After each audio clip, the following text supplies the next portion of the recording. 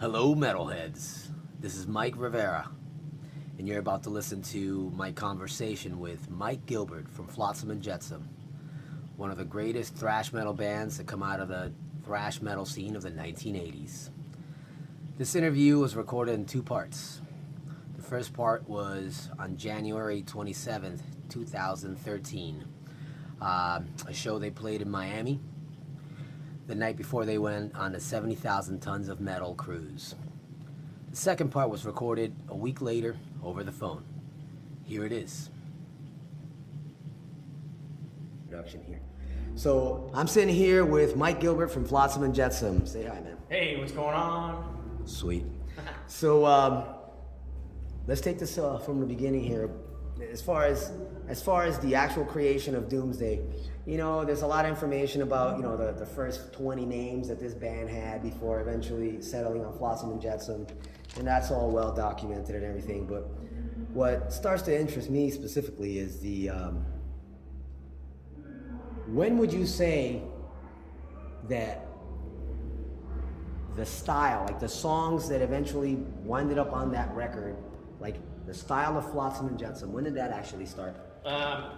So the question would be like the identity of the band, maybe? Musically speaking. Because I mean, you know, it's obvious that you guys started probably jamming on Judas Priest songs and things like that. Like, yeah. But how does it get from that to hauling ass, Desecrator? And that's a great question because they had a specific style before I was in the band. They were called Dogs, you know, like the history Right. that you're talking about. And I was asked to join the band, and I was kind of like, they wouldn't let me write to begin with, right? You know, but they had the guy who did most of the writing. I took his place, you know, so they were kind of in a spot. So when I did start writing for the band, you know, the first song that I wrote was "I Live You Die," and I took it to these guys and said, "This is my tune, man. Let's see what happens with it." And they're like, "Ah, okay." So they started jamming on it. Next thing you know, I'm more and more, you know, I wrote Doomsday, I wrote She Took an Axe, and I wrote, what else did I write on that record? Like Flotsam and stuff like that. When you say you write, like literally you did that at home and brought it to them? Or yeah, I do. The way it was put together is like, and this is my style of writing always, is, you know, I write the riffs and I arrange it somewhat at home, and then I bring it to AK, or back then it was Newstead, and they would, you know, try to float the lyrics in over the top of it, which is really backwards from like country musicians. You know, a lot of them will write the music after the lyrics are written, you know, and try to fit. We're backwards. So, you know, and then Jason would write the words to it and tell me this part needs to go, instead of 4 times here, it needs to go 2 times. You know, you're probably familiar with this too, because you guys probably write the same way, because that's how we Especially write. when it's that heavy. Yeah. It turns out to be more riff oriented, so you wind up coming up with all these riffs and then figuring out what you're gonna do with vocals. And you do know too, if you're writing this stuff and you bring it to practice and you give it to the drummer, you've got something in your head that you've got a vision of what this is gonna sound like, but as soon as he plays drums, it's like it's completely different. Yeah, it takes a turn somewhere. It takes a turn, and sometimes it's way better than you envision. Sometimes it kind of, you're like, let's work on something else. and it's a fact, and it's just, and that's the beauty of working with people, you know, and being able to have that sort of like assembly line process with making the songs. You know, a lot of times a riff that I wrote doesn't even make it to Kelly even playing it, because he's just like, I don't hear anything on that, I don't feel it, you know, or, you know, that's kind of. So back to your original question, I guess, would be probably "I Live You Die" would probably be the time when we like got our formula down, our identity. I mean, that's when it really happened. How much time before the recording of Doomsday was that? I mean, ballpark and all that. It's a long time ago. It was about maybe a little over a year. I don't know. I'm really bad. The guy to ask about that is Newstead, because that guy fucking remembers everything. He could like tell you the month we talked about this or that or whatever. I mean, 25 years ago. Right. But me, I'm like, But anyways, it was like a year and a something half like that. Yeah, something like that. I can't tell you the months exactly. I know I was still in high school, and that last summer of high school, I ended up taking off and I went and did the record, which was 17 years old. And then, I don't know, something like that. So then when you joined, how many of the songs from Doomsday were written? Like, I wrote Doomsday. That wasn't part of the band when I joined. Metal Shock I wrote. Let me see, you're asking which ones were already, or Fade to Black was already a song that was written before I joined the band. And Iron Tears was written before I joined the band. And Is that the oldest song? Iron Tears? That and Fade to Black are probably the two oldest ones. And those are... I know I heard that demo, and it's like, that song is like much slower on this demo. It just really has that more priest-friendly thing going on. It really sounds early. Der Fuhrer, I didn't write that one either. That was a Newstead thing. So that's really about it. Everything else is pretty much me on that. So from what I'm noticing about the credits, so then Newstead did pretty much write all the lyrics then? Yeah, he's all the lyrics. Because he was the singer before they got Eric. Is that correct? Or at least for a while. Yeah, right? I think he did do some vocal stuff. And that was pre me, I wasn't in the band back then. Right. I was still studying math. Yeah, that comes in handy. Every second of it. So then, when you were writing these songs and these other guys were writing these songs, so what were your influences then? Like, because at that age, I mean, your influences are being worn right on your sleeve. You can't help it. You know. What do you hear in it? I would be interested. I'm going to ask you that question. At that time, and I mean, I was 13. Like I was telling you, at the beginning of '88, when somebody turned me on to it, and I was doing that transition from more mainstream metal. I mean, I was a kid, so I was getting from that transition in more mainstream metal to the more thrash. So hearing the bands that had a more melodic type vocalist were great for getting you into the heavier shit. So listening to Doomsday was like, oh, this is fucking great. This is like if Judas Priest and Metallica were to fuck, you would get this. So that's what it felt like. I've never heard that before. Yeah. That's very well, cool. that's what it felt like to me. I'm like, it definitely had a Priest, but obviously it had the speed metal kind of vibe, so it was somewhere in there, maybe a little Maiden or whatever, but that seemed to be the best way I can, put it together quick. When I was writing, when I write music, I rip people off a lot. And I know I shouldn't even say that in an interview. Whatever, like at that, this point. But you hear stuff, and you're most of the stuff that you get is derived from something you've already heard or a feel. I mean, there's a bunch of different factors where an idea can come from. A lot of it's just, because you're sitting in your room just and all of a sudden you come across something that sounds kind of cool. How often do you sit down when you don't have your guitar in your hand and think of a riff in your head and go, this is what when I get home, I'm driving right now, but when I get home, I'm going to play this. It never works, at least for me, it doesn't ever work like that. I'll sit and work on something for a while, and I'll try to figure out, how it will build up. And that's lately what I've been doing, even more so. I knew it back then, but now it's all for me about building the listener up to something, and then you get them to the end of the song and you cut them off, because then they're like, what the fuck happened? And they want to, I gotta listen to that again, But back in the Doomsday days, we weren't thinking like that. I mean, it was kind of like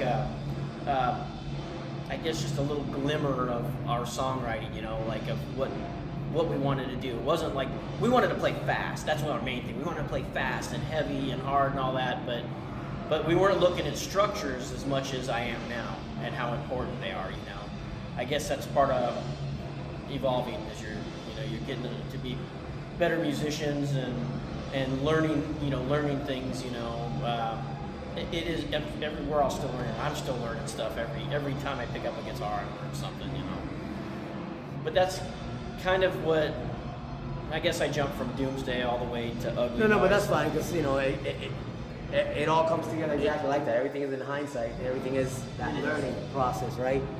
So, you reminded me of something, because the idea of back then you want to play fast, you want to play hard.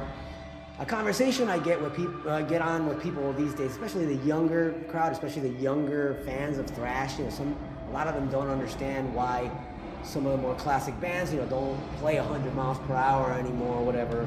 And I'm like, the thing is, people like me, they came just right after I came up on that thrash shit. The thing is, you guys didn't.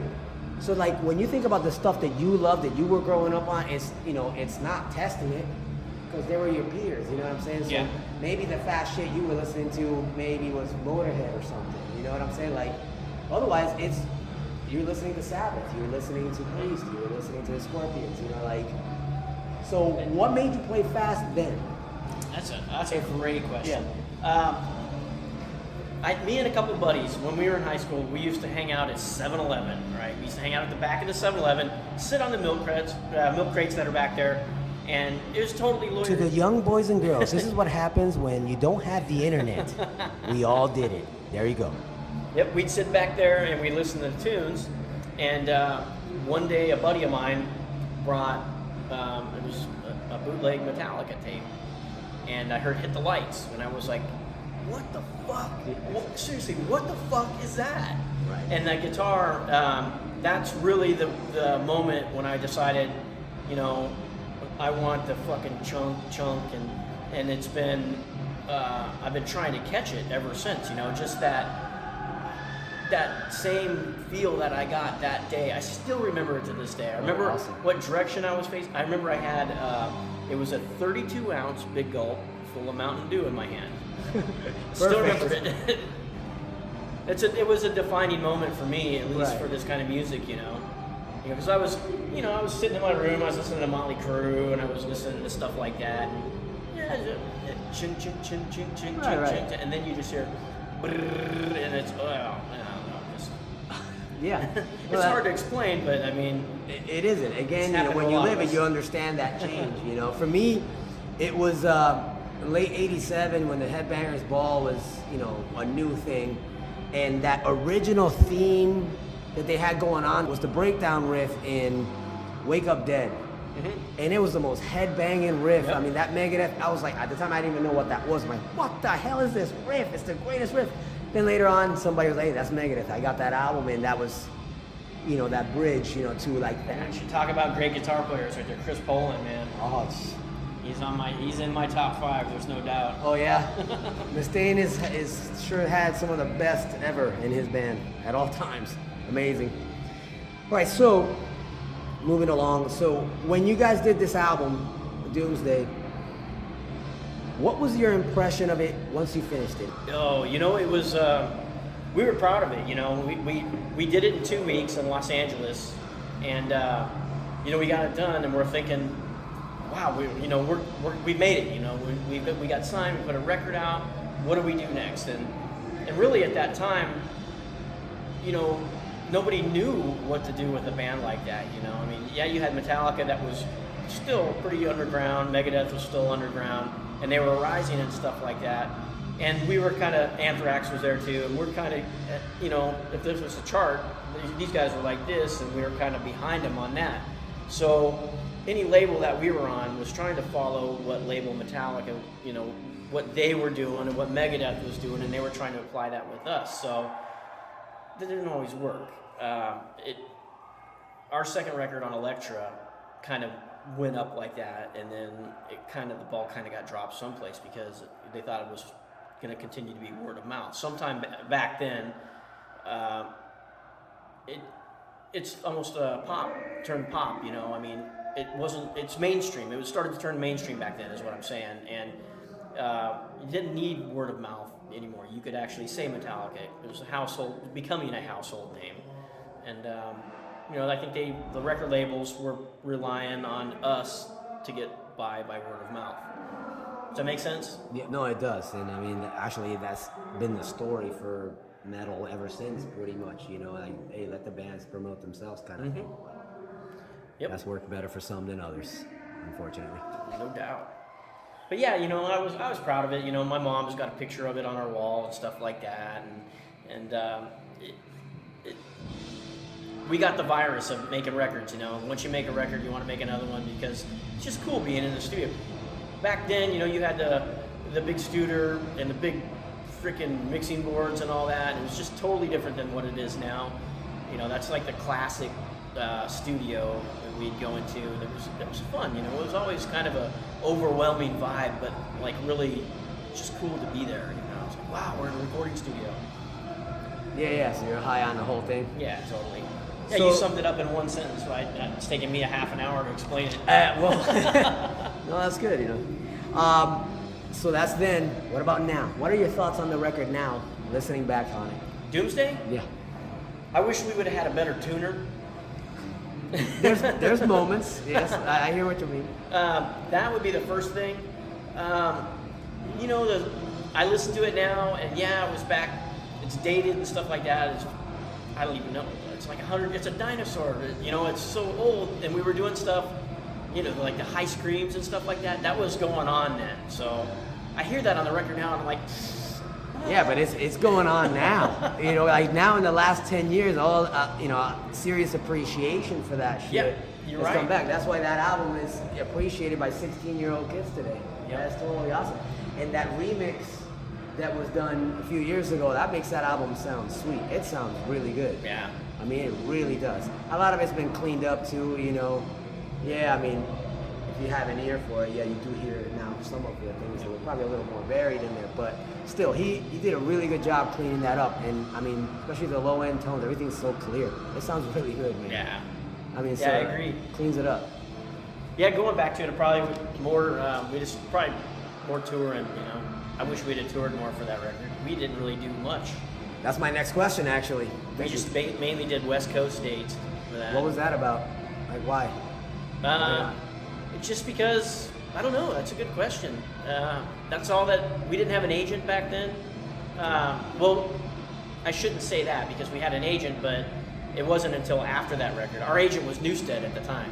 Right. So we were doing, you know, California dates and stuff, and just still basically trying to learn the business and figure out what was going on, what we were going to do. Okay, so, and, you know, it's known that he left, and then, you know, Phil from Sacred Reich filled in for a little bit, and then you guys got Michael Spencer. Uh-huh. This I would really like to know more about. All these years, you know, you see his name a lot on the credits to No Place, and I was like, damn, what was that like? What was FLOTSAM and JETSAM like in that short period that Michael Spencer was in the band? Well, you know that he's a fucking awesome dude. When he came in the band and we were writing and stuff like that, you know, he was a new member, so it was like, I guess letting him write with us, it was kind of changing things a little bit. I didn't feel like it was completely working out with all of us, you know, and it just kind of escalated from that. Like I think we're going in the wrong direction. You know, what do we need to do to keep it? And what does that mean, musically speaking? Like musically speaking, like why wasn't it working? Like if he was writing and it wasn't quite gelling, why is that? I don't know. I mean, some things you can explain and some things you just can't, you know. That's a great question. I don't even know if I can answer that. And I love Mike Spencer. He's a fucking awesome bass player. And we were going to have him do this tour with us. He was unavailable for it. I thought it had been kind of cool to kind of to patch things up, and which we have anyways, but, you know, our differences and stuff like that are all set aside. We've grown up, and it's like, hey, we play this kind of music, we share it. Let's just go do some shows. And he was fucking into it. That's awesome. But, you know, he couldn't, you know, he had personal stuff going on. He couldn't take time off of it. Well, that's good, because, you know, that's, like I was saying, I mean, his name is in a lot of the credits for this, you know, for the songs of No Place. And, you know, I'm actually getting somewhere with this question, because you guys, you know, the journey from record to record, you know, sonically is very interesting, you know. All right, so you guys jam with him, things don't work out, Troy comes in the picture. You know, he joins the band and pretty much the stuff was written. Yeah. Most of the stuff was written. It's handed to him, yeah. So you know, his name is only on the credit of one song. Uh-huh. What did he do on that one song? At that point in time, I'm so fucking happy. Which one was it? It was Misguided Fortune. I don't know what part. What he did. So late in the game, like what does the dude do when he comes in so late? I mean, throws in a lyric. Yeah, he might have wrote some lyrics for it. I can't remember exactly what he did on that one. But. You know, again, you know, I got that record shortly after getting into the band, and I was really, really blown away. And then the bass playing, while it's not very, you know, it's kind of like a little muddy. Man, Troy was shredding the shit out of that. Yeah, he's a shredder. Fucking he doesn't awesome. have a whole lot of attack. He's a great technical player, but he doesn't have like the fucking attack that it you sounded said that way. Mike Spencer had that fucking attack too. He played with the pick, and you know, Jason Ward's got the attack too, Yes. but he just plays the fucking pick. I mean, with you his know? fingers, yeah. You know, Troy's a little lighter, a little more on the technical. You know, he had a lot more training than the rest of us and stuff like that.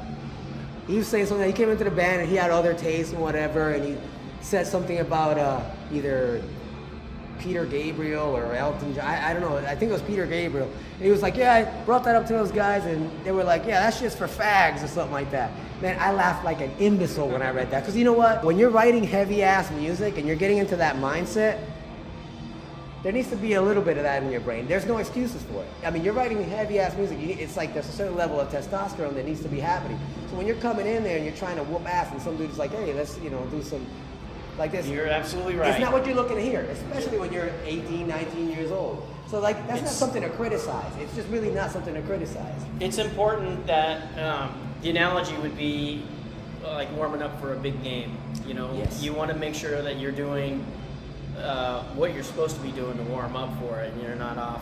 You know, if you're playing a football game, you got to be out there. What are those things? Those pushing those dummies across, throwing your passes.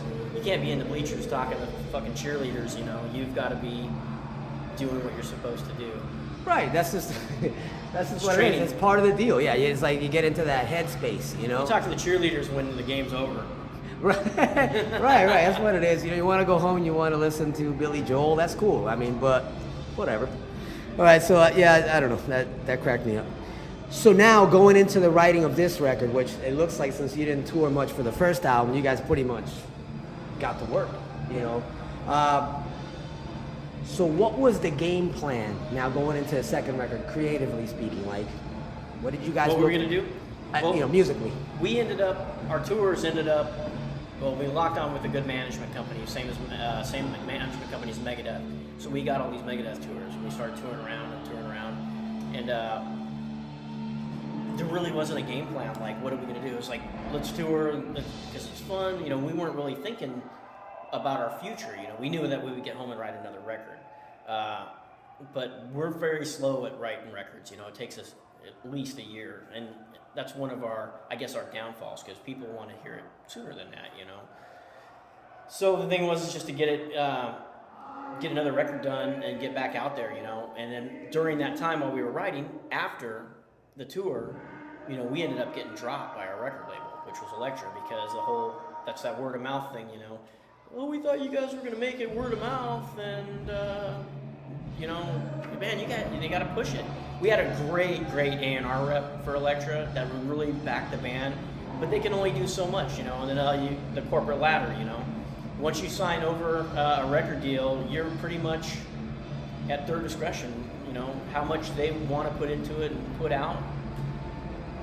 Right, you guys had the opportunity to do one video, you know, and you do it to the awesome cover of Saturday Night's Alright for Fighting.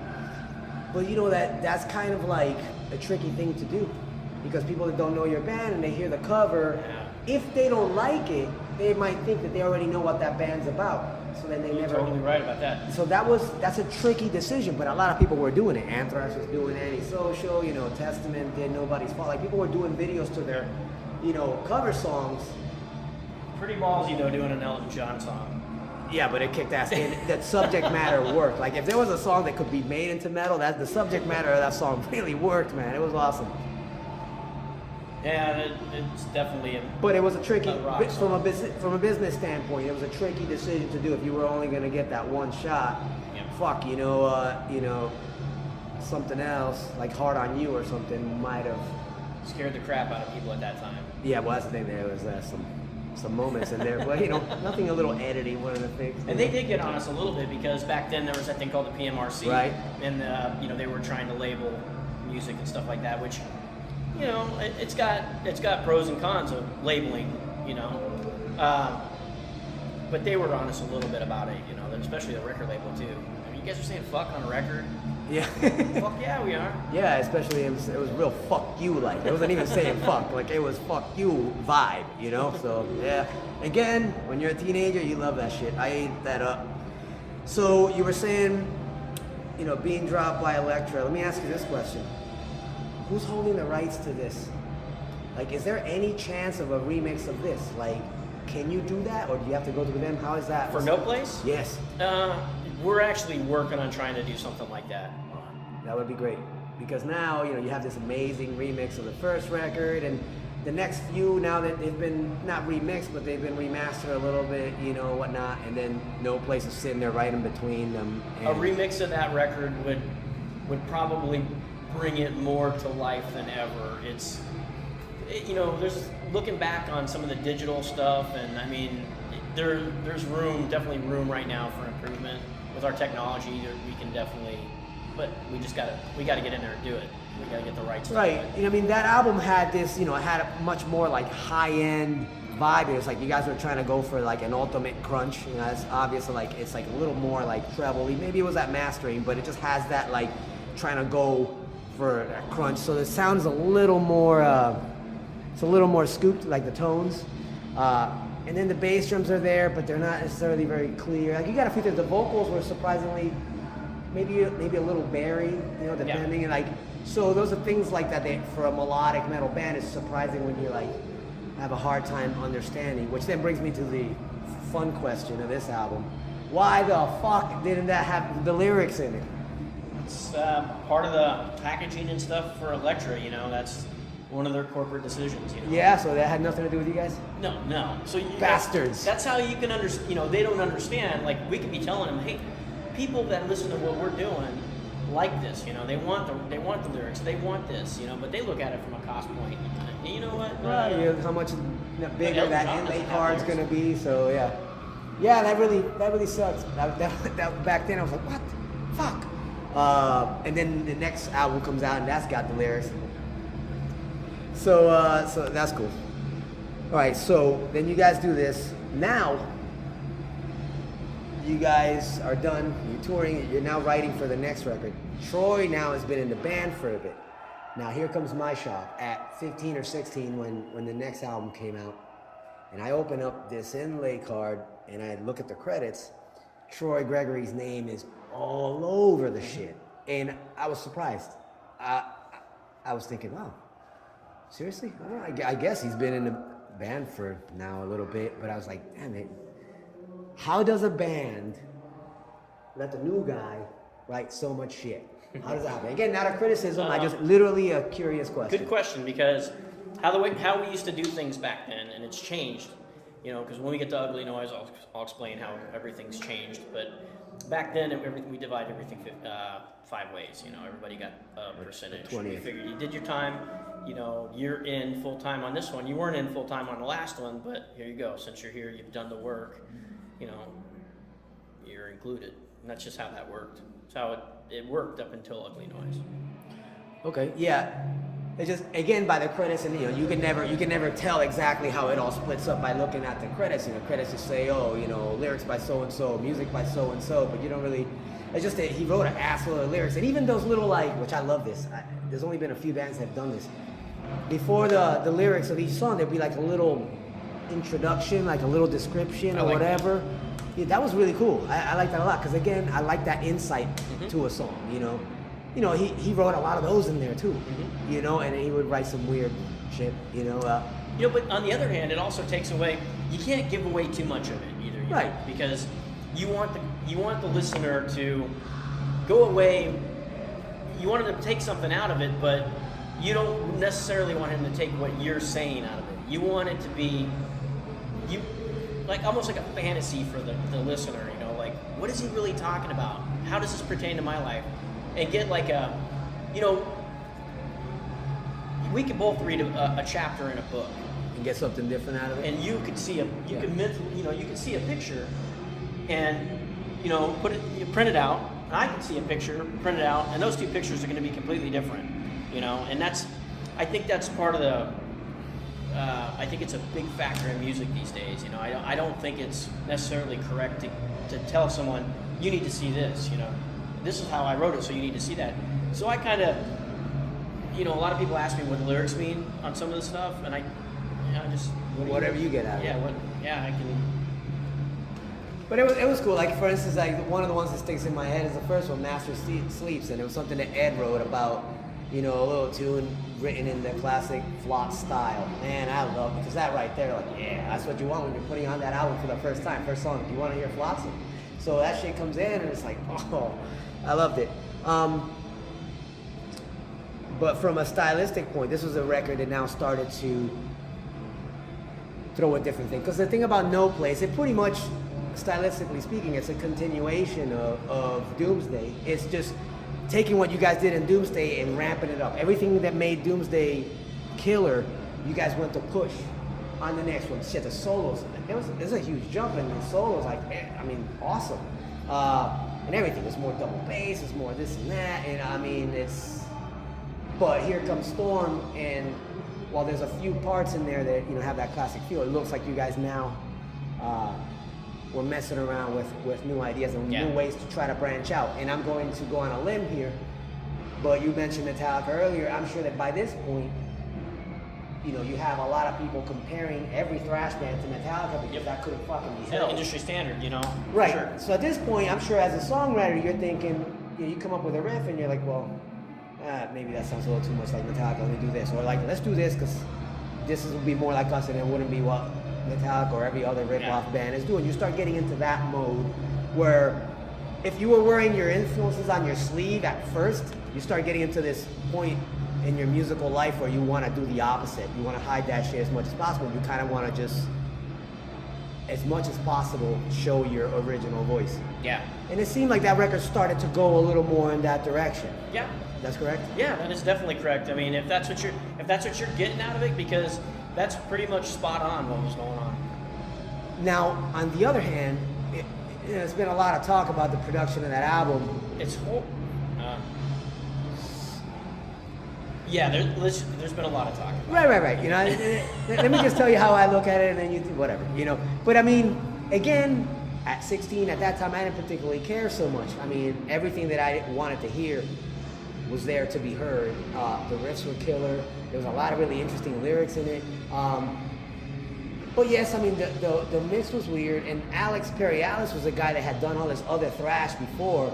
You almost thought when you bought it that you knew what it was going to sound like. Yeah, like an Anthrax record. Right, and then all of a sudden, this is an entirely different thing that sounds like nothing else he did before or after. The only thing that's kind of close is he was starting to get into these types of mixes at that time, like in '89 when he did Testament's Practice What You Preach. He was getting into mixes that were more vocal and drum friendly. And you can tell that on Practice What You Preach. The guitars aren't necessarily very up front, and then the bass is trebly as fuck. So there is similarities there to yours. The drums are loud as shit, the vocals are crazy loud, the bass is tinny as shit, and the guitars are somewhere in there. Guitars have like a mono thing going on that, you know, unfortunately, you know this too, and when you do a mix of a record, you know, you can't have all the members there because it's going to be, you know, everybody's got to have a different idea. So we get done with the record, and we pick a few people to turn it over to, and, you know, hopefully trust that it's going to get, you know, mixed like a metal record. A lot of times you hear it too, like, oh, don't worry about that. It's going to be, when it gets mastered, it's going to pop out. Every musician's heard that, and you're like, it's been mastered. Where the fuck is it? You know. Yeah, we just say that there's. You know, there's been some criticism on that record for production, and that one, if any of them needs a remix, it's that one. Yes. Oh, and again, I would kill somebody. I mean, if you told me that if I stepped outside right now and assassinated somebody, you would give me a remix of that shit, I'd do it right now. You know, because I would love to hear those tones work. Because again, you know, the mix itself doesn't bother me. I do have a question about the mix specifically, and you might have already kind of answered it, but I got to be specific for the recording purposes here. But it's the tones. I think the drums sound pretty killer, actually. The guitar tone is just kind of weird, and the bass isn't doing shit. I mean, it's in there, but it's not doing its job. In some of Alex's recordings at that time were kind of getting that way, but But shit, he did that MOD album around that same time too, Grossman's Conduct. There's some really good fucking tones on that album. And that's for a band that barely needed it. I love MOD, but you know, when you're doing that style of music, tone isn't so much a requirement. So that's ironic. At that time, Perry Ellis was the guy to go to for that. Right. I mean, he was the guy.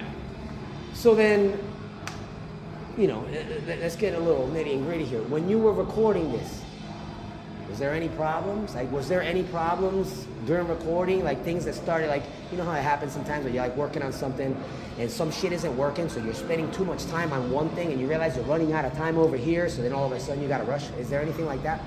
No, nothing like that. We were using solid-state amplification at the time, so that might have contributed. That on top of what you say might have been going on with some of. I like Alex Perry Ellis. I don't want to dog him. No criticism to him.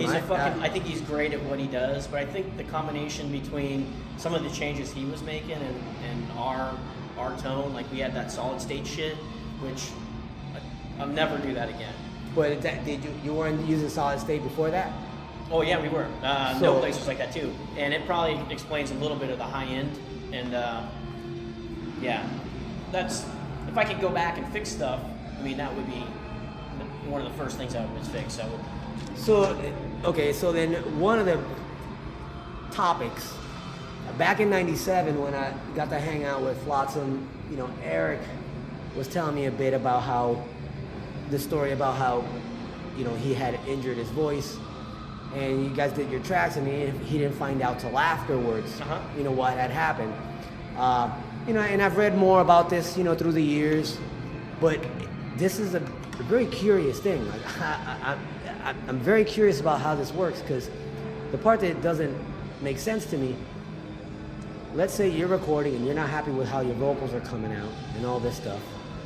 No matter what the reason is, I'm very surprised at how loud they are. Yep. Like, how does that happen? Again, you guys had no say in that. It just got mixed, and then you... That right there, I couldn't tell you, because that's just... Yeah, I wasn't at the mix for that. Right. Loud vocals, loud snare drum.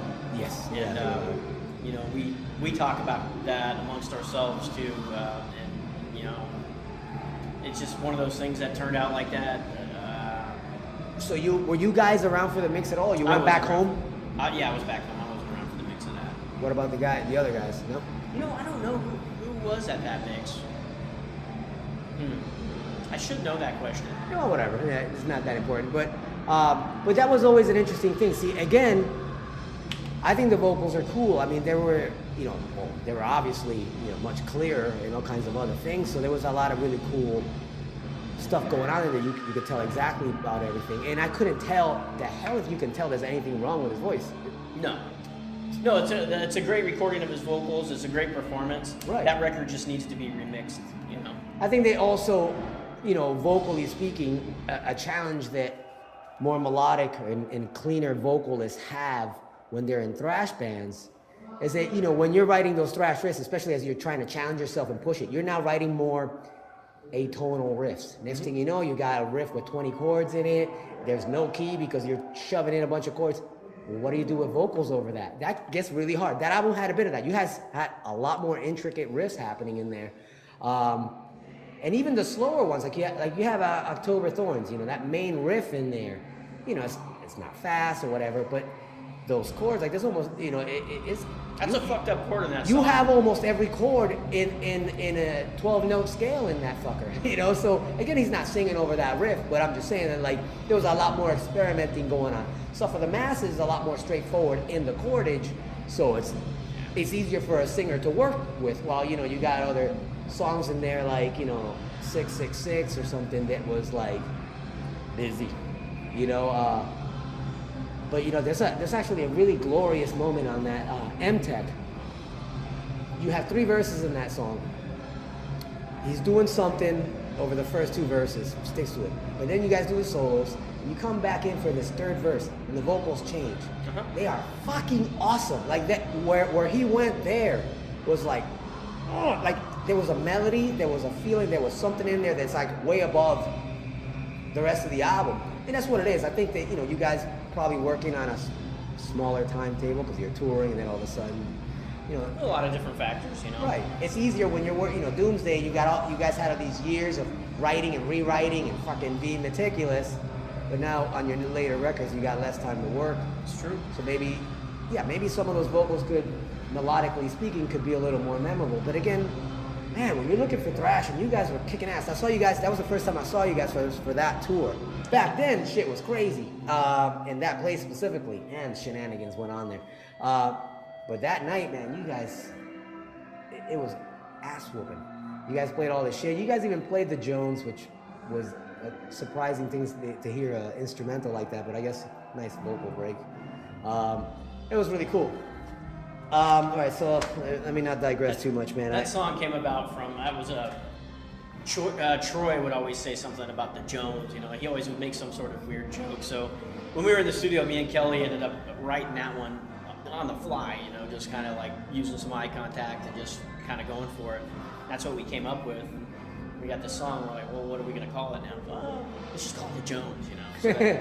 So that was, it was a pretty cool jam. His lyric contribution. Yeah. All right, cool. So then, you know, talk to me a little more specifically about the musical game plan. Like, what were you guys thinking when now you were putting together those songs for When the Storm Comes Down? For that? Yes. Oh man. You know, it might have seemed like almost a rush. You know, I guess it'd be more of exercises put together on guitar as opposed to, you already know this. There's going to be a lot of that here. I'm going to ask things. I mean, I might know a bit, but you know, it's cool to document it. I want people to hear it. You know, those songs respond from, I would say, more exercises. Doing this repetitive stuff. A lot of chromatic shit going on in that record. Yes. I don't know.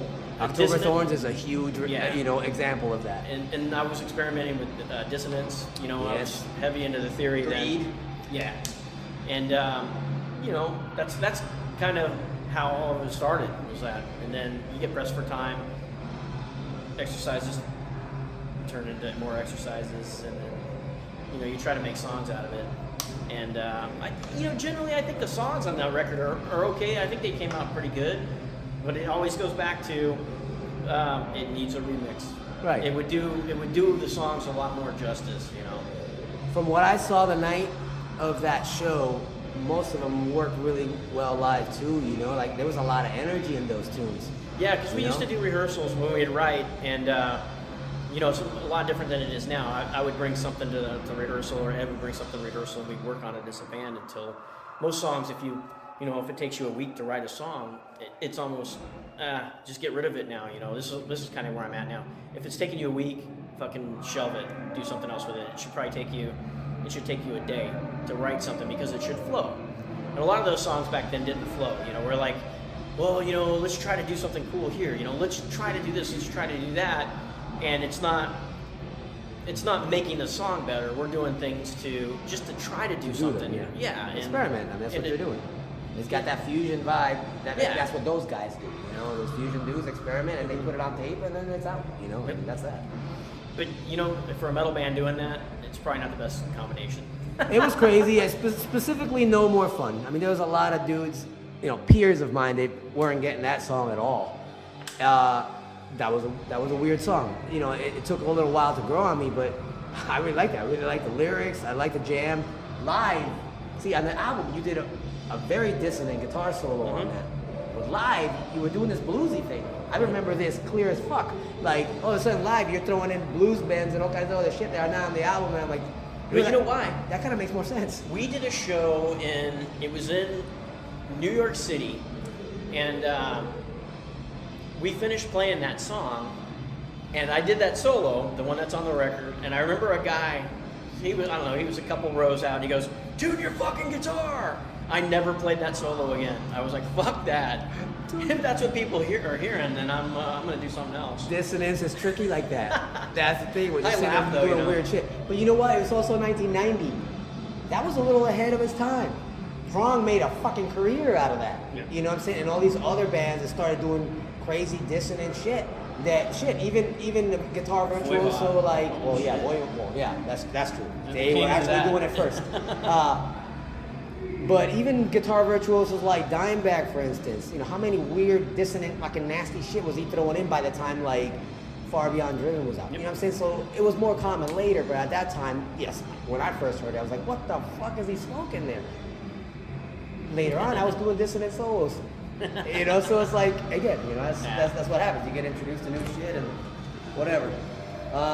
Kelly was really coming into his own there. Oh, yeah. Again, you could hear him a lot better or whatever, but dude, fuck that. There's a lot of those drum fills that are just like, wow, what the fuck? Yeah, he's definitely a monster on the drums. Amazing. You know, the first two albums, he was kind of doing it more straightforward. Even though, again, the double bass was kind of kicked up. There's some interesting little patterns on No Place, but they're hard to tell apart. You know, on Storm, you know, things were coming through a lot better. And again, I don't know what his training is. I don't know, especially as you guys were getting more progressive. Songs like M-Tech, the time signatures are all over the fucking place. I mean, how were you guys arranging that? Was there a point where he would come up with some fucked up beat and it's like, can you guys jam to this? He's always got a fucked up beat. Like, I'll bring something to the table that's 4/4, and he'll change it all around. And I'm like, dude, okay, we'll see what it works. You know, we'll see how it works. And a lot of shit's like that, you know. Yeah, I mean, fuck, M-Tech was on crack. Pretty awesome. All right, so now you guys go through this thing. You're on MCA. Troy now leaves the fucking band. Once again, you're looking for a bass player. You guys get Jason Ward. Mm-hmm. I had read something back then in interviews that you guys almost broke up. You did break up. What the fuck? What was happening there? You guys were going through a little identity crisis? Like there was a difficult time? No, not really. We have always decided to press forward no matter what. I mean, after Troy left, he kind of pulled us apart in a lot of ways because you know, he was a member, but he was doing his own thing. You know, like we were on tour with Prong, and halfway through the tour, he stopped riding on our bus and rode on the Prong bus, which is like, what the fuck does that mean? You know. And don't get me wrong, I like Troy and everything like that, but it's one of those things where it wasn't working for him. That's what happened at the time. It happened. Yeah. You guys are young, and that's that. And you know, so we pressed onward. You know, we went home, we auditioned a bunch of bass players, and then the last guy to come in to audition for us was Jason Ward. You know, we were like, what the fuck? You know, we auditioned all these people coming in the hot dog and all over the place. It's like, you know, just play the songs, man. That's it. And Ward comes in, and boom, boom, boom. First couple notes, and you know, I look at Kelly. I'm like, "Are you kidding me, man?" I mean, we could already tell, you know, just by the sound. And he nailed this. He played like 5 songs with us, completely nailed them, and it was a no-brainer, you know. Do you have any memory of what you auditioned him with? Because I mean, he seems like he was coming from a different perspective, like pretty much off the bat. You know, it's like shit. I talked to him back then. And it almost seems like he had different influences and a different approach entirely. So what does he play when he first comes in? What, his equipment, you mean? No, songs. Oh, yeah, you remember? Oh, no, I can't remember. I think we put him through the ringer on some of them, though, like... M-Tech. Like, it was something like that. I think it was like Hard on You. Okay. And what else? Fuck, I have to think. I'd have to think about this. Yeah, again, not a big question. I'll have more answers for you. It's fun shit, you know. Right, so again, awesome player. So you guys now are writing this record. The approach on this album, again, I wasn't there, but all you gotta do is put in the album and know that right off the bat, this was an album with some kind of game plan. Yeah, I'm sure that you can probably say that no, the songs came out naturally, but no, there's obviously Quattro. Yeah. The game plan was actually, that's when us 5 really realized the potential of it. Like, okay, we've written these songs, and we spent time on them. You know, we've restructured them. We've done all kinds of stuff to fix them up. You know, the initial, it takes a day to write a song, which I told you a little while ago. That all worked. When the songs get to that point, okay, now we have 10 songs, and now we're going to go back and revamp them to where. And let's let some people hear them. Let's listen to some outside opinions about what's going on, and let's kind of open up to outside of our circle and find out what other people are hearing. So we brought some people in, some management, some bigger management. We brought some label people in, And we made some changes on it, on some of the structures and stuff like that. Like we bring choruses in a lot sooner, and you know, just some other things. You know, if a part wasn't hooky enough, you know, we were really opening up to let people tell us, hey, this isn't doing anything for me here. So we go back and we redo it. We had the time, we had the money to do it, we had the backing, you know, from the label at that point, because it was working, you know, with the tours. Who were we touring with back then? That time, I saw you guys headlining. You had Chris Poland's band. Yeah, Down the Machine. Down the Machine. Yeah. Yes. Yeah, we did a shitload of dates on our own, and we only made it to Europe. I think we weren't even there for very long. Maybe a month or something like that. Well, anyways, yeah. So I mean, that was pretty much the game plan for that. You know, let's do this record, make it a big sounding record, and let's let the label pump it. You know, because it seemed like they were really behind it. You know, with all you know, the changes that we were making with the business part of it and the music too. And that brought us to Drift too, you know, same thing. That seemed like it was going to escalate. What happened after Drift? I don't fucking know. We'll get there. We'll get there. All right, so then cool. Now, again, you have a new guy. And as the years have passed, I've found out more and more how instrumental Jason was to the writing of those songs. I'm hearing, you know, I've heard a few times now that he was like, I mean, contributed heavily to the writing of the song. Again, here he would bring the in, new guy. He was understanding what we were trying to do. You know, he got the feel of the song. Like, I guess the whole thing is like the FLOTSAM feel. You know, we always had a certain feel of the band. And what would you say that is? Just if you have to describe it. It's just FLOTSAM. Ah, you bastard. Actually, it's the choppy, and like, I don't know, man. That's a good question, because I actually saw FLOTSAM before I was in the band. You know, I was like, what the fuck? I want to play with these guys, you know. And it was real choppy. It was real fast, but it was tight, you know. But now on Quattro, there's only a few fast songs in there, so you're still keeping the FLOTSAM feel, but you're now redefining what that is. So you know, how do you go about that? If the new guy's coming in, he's got some of those ideas. You know, how do you figure? Hey, that's the FLOTSAM feel. Like, how does that work out? You know what? That's the magic of Kelly Smith. He can actually take a riff someone writes, and he can flip that thing around to make it sound like a FLOTSAM tune. Sweet. It's just one of his things, you know. I mean, it's really not FLOTSAM and JETSAM without Kelly, you know. We'll talk about that a little bit, because I remember reading